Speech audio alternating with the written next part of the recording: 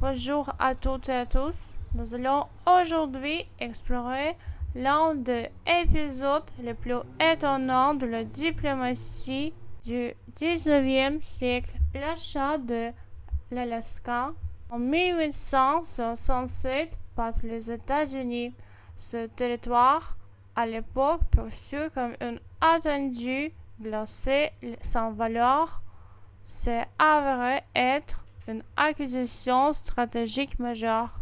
Contexte historique, ambitions impériales et désillusions russes, présence russe en Alaska dès le XVIIIe siècle, installée pour exploiter la fourrure de l'outre-mer, la Russie établit des colonies commerciales, notamment à Sitka. Le coût élevé de la défense du territoire, combiné à la défaite de la Russie lors de la guerre de Crimée 1853-1856, pousse l'Empire à envisager la proximité de la Colombie-Britannique sous domination britannique augmente les tensions géopolitiques.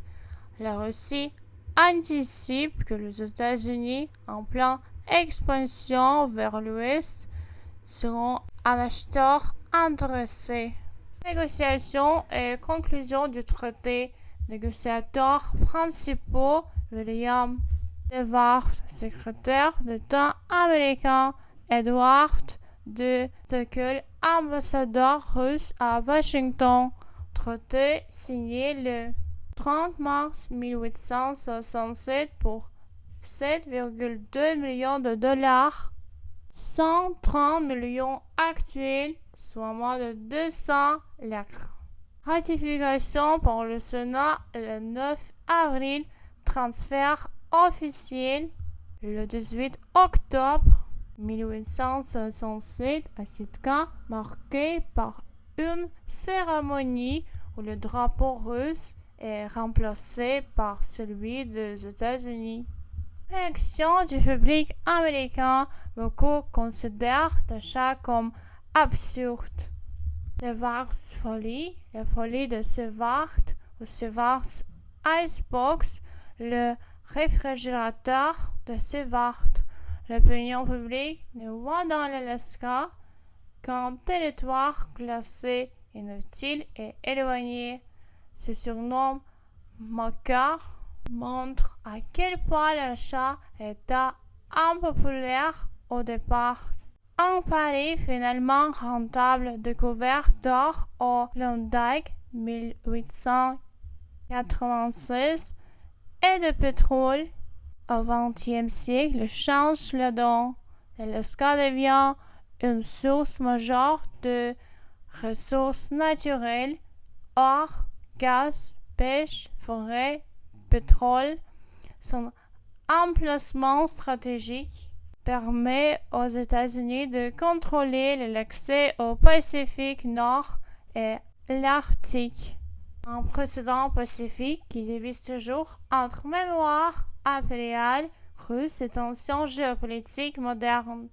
Lors d'un sommet exceptionnel organisé en Alaska, réunissant président américain Donald Trump et Vladimir Poutine dans un format inédit de diplomatie informelle, un sujet inattendu a refait surface: la vente de l'Alaska par la Russie aux États-Unis en 1867. Plus de 150 ans après cette transaction historique, la cession de plus de 1,5 million de kilomètres sans pour 7,2 millions de dollars.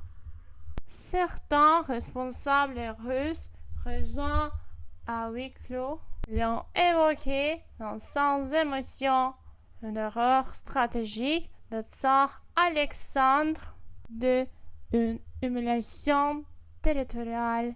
Les mots ont fusé en apporté. Un précédent diplomatique unique dans l'histoire moderne. L'achat de l'Alaska reste l'un des seuls exemples d'une vente pacifique d'un territoire entier entre deux puissances mondiales sans guerre ni menace. À l'époque, la Russie impériale, affaiblie financièrement et militairement après la guerre de Crimée, voyait peu d'intérêt stratégique à maintenir une puissance sur ce territoire éloigné, difficile à défendre. Pour les États-Unis, en pleine expansion vers l'ouest, c'était un coup diplomatique réussi, parfois surnommé l'achat de la glace, marqué à l'époque, mais devenu l'un des investissements territoriaux les plus rentables de l'histoire. Mais en Russie, certains milieux politiques, historiens et nationalistes continuent de voir cette vente comme une blessure impériale. Elle alimente une forme de nostalgie post-soviétique, souvent ravivée lors de tensions géopolitiques avec l'Occident. Diplomatie d'hier vers tension aujourd'hui. Ce sommet Trump-Poutine, bien que principalement symbolique, a mis en lumière un contraste frappant entre la diplomatie du XIXe siècle coopérative, transactionnelle, et les tensions du XXIe siècle marquées par la guerre en Ukraine, les sanctions économiques mutuelles, les accusations de désinformation et les crises autour de l'Arctique et de l'espace. Le choix de l'Alaska pour cette rencontre n'était pas anodin. Un territoire autrefois soudé en paix, aujourd'hui au cœur d'un jeu énergétique, militaire et climatique crucieux. Ce retour sur l'achat de l'Alaska rappelle que les cartes géopolitiques sont façonnées autant par les accords que par les conflits, mais surtout il pose une question contemporaine. La diplomatie peut-elle encore fonctionner sans rapport de force?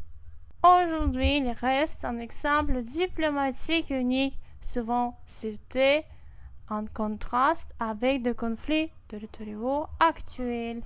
En vue de mieux comprendre l'histoire derrière l'actualité, abonne-toi à FactFrame pour décrypter le mot en français, un fait à la fois. À très bientôt.